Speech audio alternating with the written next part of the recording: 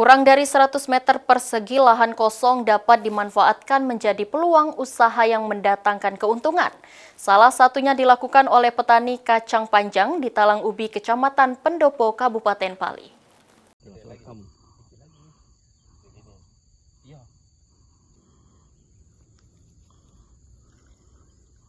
Kacang panjang termasuk jenis sayuran yang cukup banyak diminati di pasar, baik oleh pedagang sayur di pasar tradisional, restoran, hingga dijadikan konsumsi oleh masyarakat umum.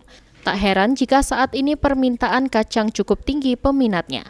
Dengan perawatan mudah dan waktu panen relatif cepat, menjadikan tanaman ini sebagai salah satu komoditas yang menjanjikan untuk dibudidayakan.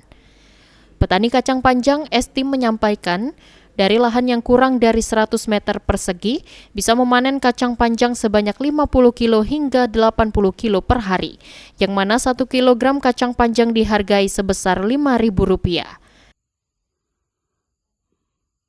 Sayuran ini kemana aja kita? Ya diangkut ke pasar, Pak.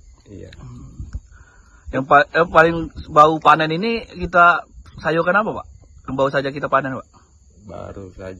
Baru kacang.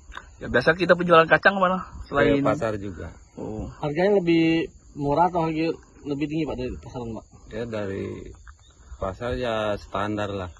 Iya. Biasanya kita jual berapa, Pak? Kemarin itu 5.000. Berapa luas, Pak?